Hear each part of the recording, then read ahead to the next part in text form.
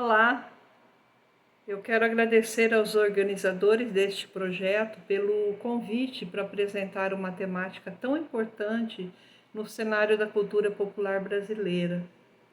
Eu espero que a minha fala esteja à altura da proposta deste curso.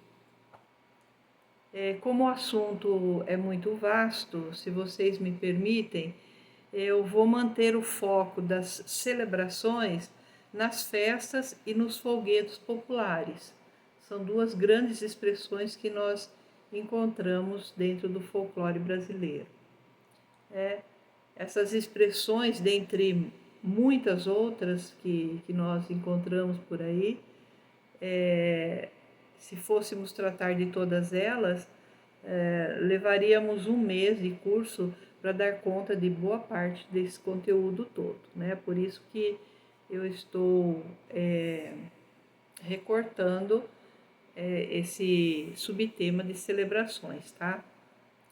E eu vou usar o recurso de alguns slides para conduzir a minha fala e facilitar a compreensão de vocês. Bem, nós podemos olhar as festas e folguedos, assim como danças e outras tantas expressões, como formas lúdicas. Essas formas lúdicas que quebram uma rotina do nosso cotidiano, que é muito marcado por trabalho, às vezes trabalho pesado, dores, problemas, desavenças, acertos, enfim, é uma luta do dia a dia como ela é na realidade. Então, esses momentos festivos são exatamente para quebrar essa rotina, né? E essa quebra de rotina nos permite usufruir assim pequenos momentos de escapes, digamos assim. São momentos de transbordamento, seja de sentimentos reprimidos durante o ano ou durante um certo período, ou transbordamento mesmo de energia, né, que nós precisamos, física, transbordar tudo isso que nós ficamos acumulando durante um certo tempo, né? Eu queria dizer que há uma quantidade muito grande de trabalhos pesquisados sobre festas de todos os tipos, né? Especialmente na área etnográfica, né? São estudos etnográficos, antropológicos de grupos sociais. E há também um número muito grande de pesquisas de folcloristas que descrevem festas específicas, pontuadas, né? E porque mostram a preocupação com a sobrevivência cultural e a tradição dessas festas, né? Ou desses folguedos. Mas nós encontramos um número bem mais reduzido de pesquisas que apresentam uma preocupação com o registro dos contextos sociais e econômicos em que essas festas ocorrem, né? Ocorrem muitos processos de transformação da festa e as razões que impulsionam essas transformações geralmente não são abordadas pela maioria dos pesquisadores, né?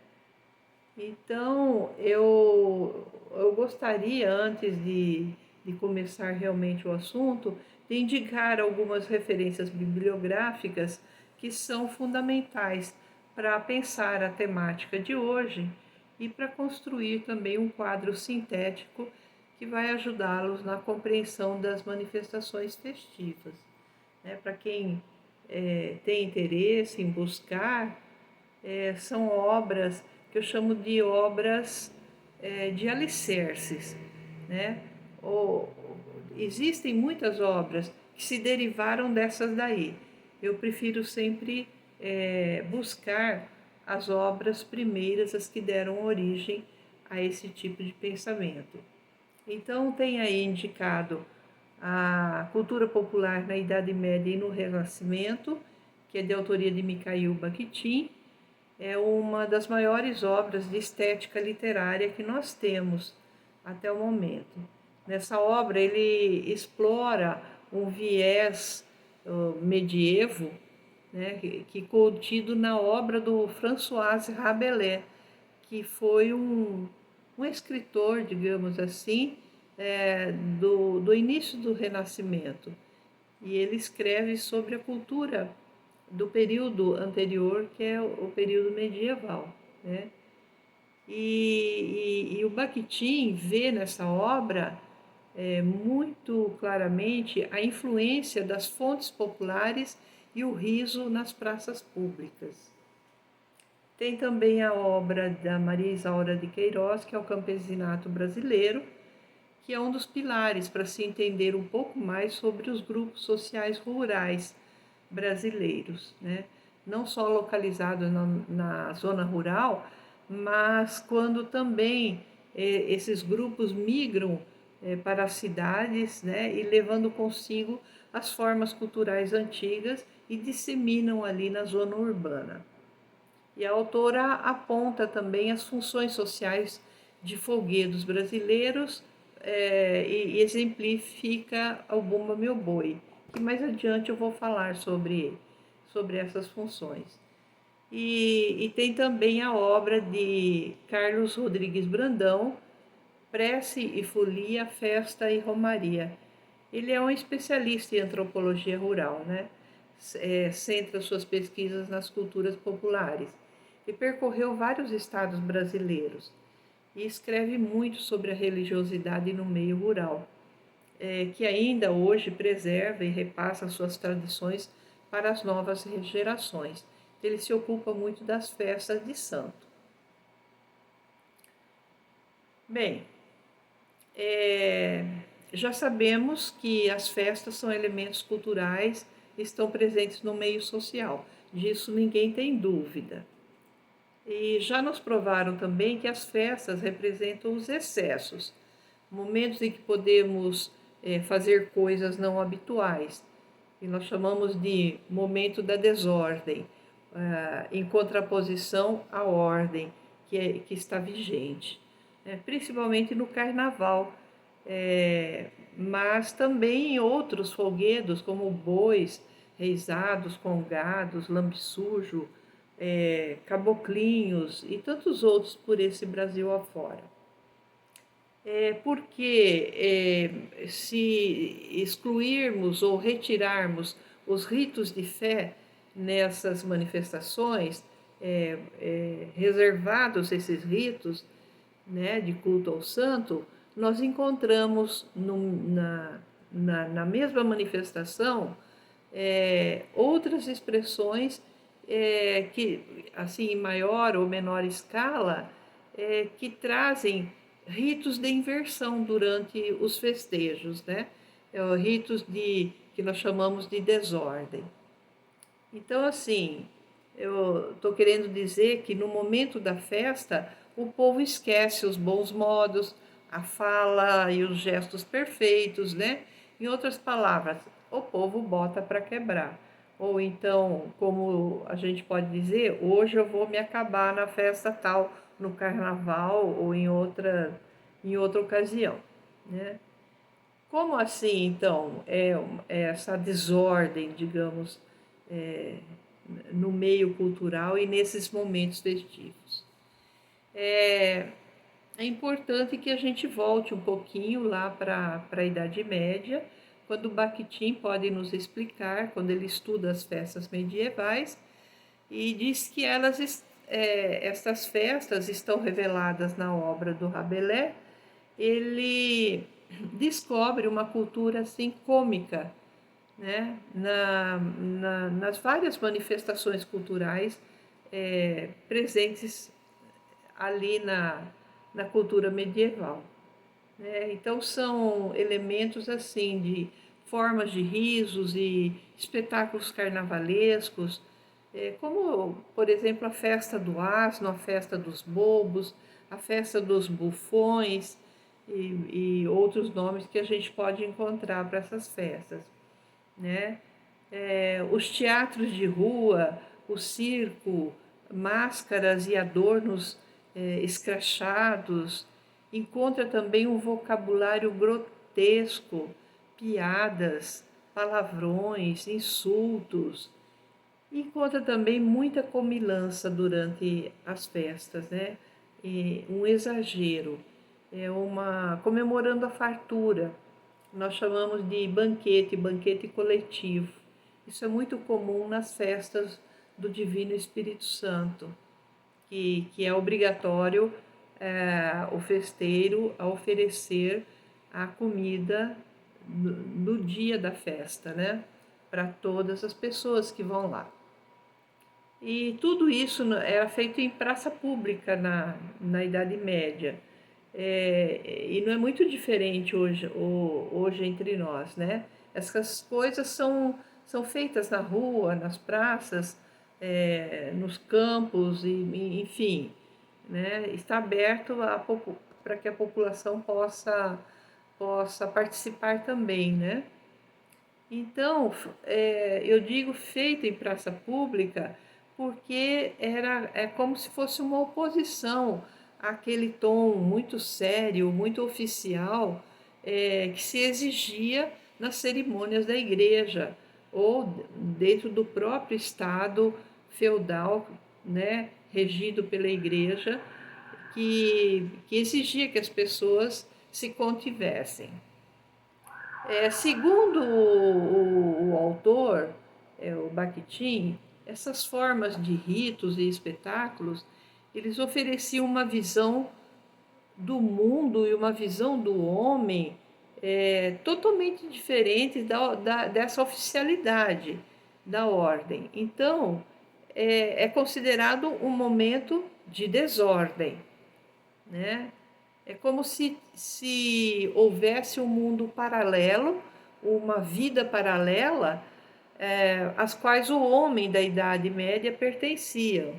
Então, assim, em maior ou menor proporção, eles iam para esse mundo paralelo, né?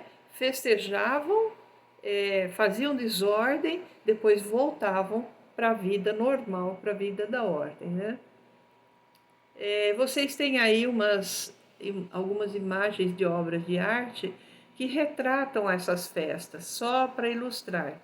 E vocês podem encontrar também em filmes aí de internet que, que enfocam essa Idade Média, e vocês podem verificar os personagens esbanjando força, vigor, riso, folia e cumilança nas ruas, nas aldeias, né? E sem entender isso, não se consegue compreender a consistência cultural de uma época e sua consciência também, né? Que gerou assim essa consistência cultural medieval gerou grande parte das matrizes do nosso folclore, né? O que nós temos hoje é resultado de todo um processo iniciado ali na Idade Média. Então, nós poderíamos dizer que a festa, ela sempre nos mostra uma síntese do que é a comunidade, né? Compondo, interagindo, influenciando e modificando o cotidiano, né? Então, tudo que a comunidade vivencia, tudo que ela está sintetizado ali naquele momento. É bastante perceptível para quem pesquisa, consegue observar todos os aspectos da vida dessa comunidade, né? E então, assim, a festa, na verdade, ela escancara, né, essa vida, a organização econômica, as estruturas culturais que estão ali colocadas, as relações políticas que a comunidade tem entre si e entre outras comunidades. e ainda configura, a festa configura um espaço de lazer, né? Dada a sua gratuidade, a sua forma voluntária, liberal de participação dentro dela.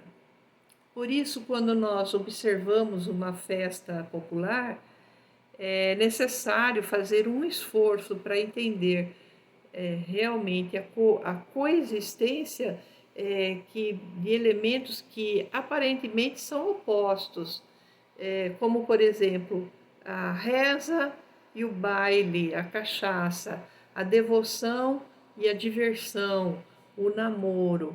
São elementos que estão ali presentes, mas eles estão intrinsecamente ligados pelo mesmo fio condutor da festa, né? E os sociólogos perceberam no folclore a sua dimensão social, identificaram algumas funções e, inclusive, a função de comunicação.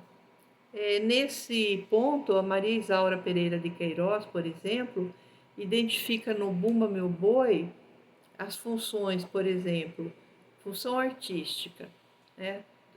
Dos artistas anônimos. A comunidade possui várias pessoas que pintam, que costuram, que fazem seus adereços, que cantam, que compõem, que tocam seus instrumentos. São os artistas que não estão na mídia, mas que estão lá reconhecidos pela comunidade. A função de solidariedade dentro do grupo, né, ou numa comunidade maior. As pessoas são solidárias nesse momento, umas ajudam a outra para que a coisa aconteça realmente. A função crítica e de controle social, né, quando, por exemplo, está se repartindo o boi, né? O colchão é do meu patrão, o filé é do coroné, e aí vai distribuindo as partes do boi, e quando chega nas piores partes, eles oferecem para as piores pessoas, as piores autoridades, né? O prefeito não asfaltou a rua da vila, então ele dá a pior parte para o prefeito, e o povo ri, faz gozação, ou seja, né, coloca em xeque todo o trabalho do político, a falta de crença nesse político que não atende a comunidade. É uma forma que se tem de fazer crítica também de maneira cômica, né? Mas isso acontece. E a função de formador de comportamento social é em obediência à tradição.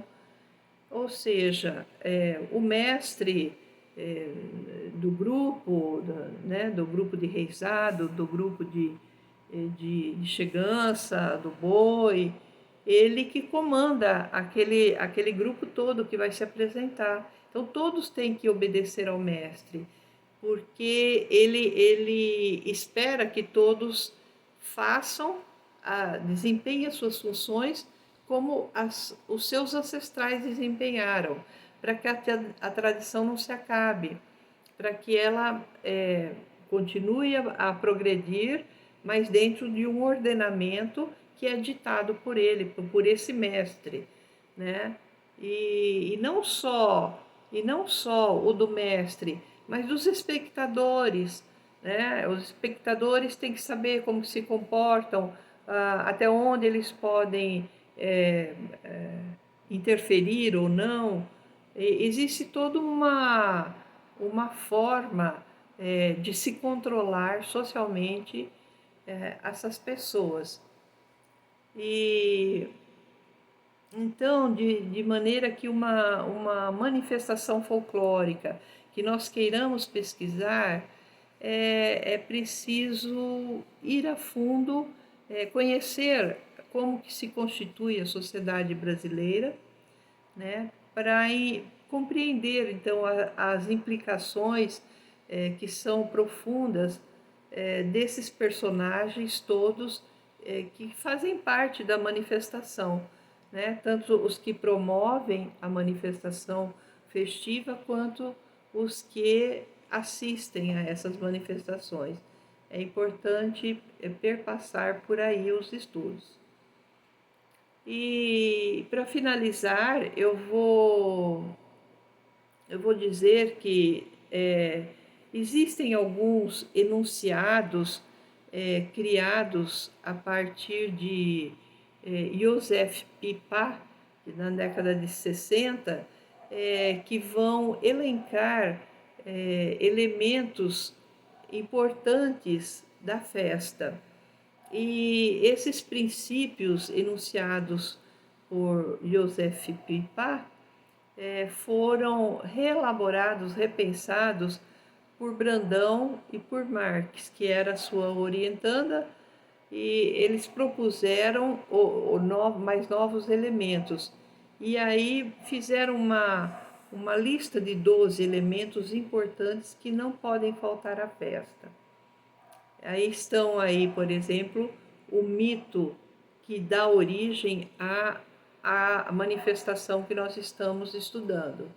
Então, toda manifestação, seja de festa, de dança, de qualquer coisa, né, de folguedo, existe um mito fundador, né?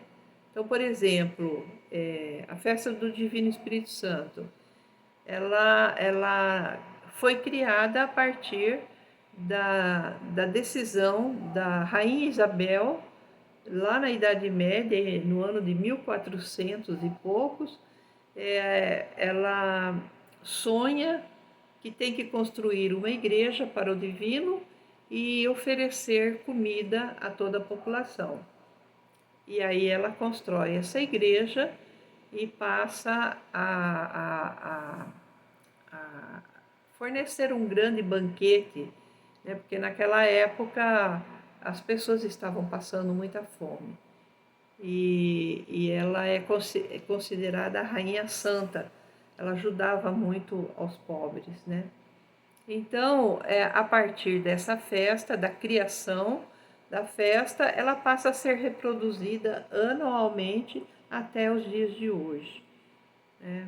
Então, todas as manifestações que nós vemos do boi, que tem origem lá nas cavernas, passa pela civilização grega, que cultua muito o boi, e isso é absorvida pela cultura romana, e a Península Ibérica transpõe o culto ao boi aqui para nós, para os brasileiros, e esse boi vai sendo modificado durante o tempo, de boi vivo para boi empalhado, né? Mas o culto ao boi permanece a partir daquele mito inicial.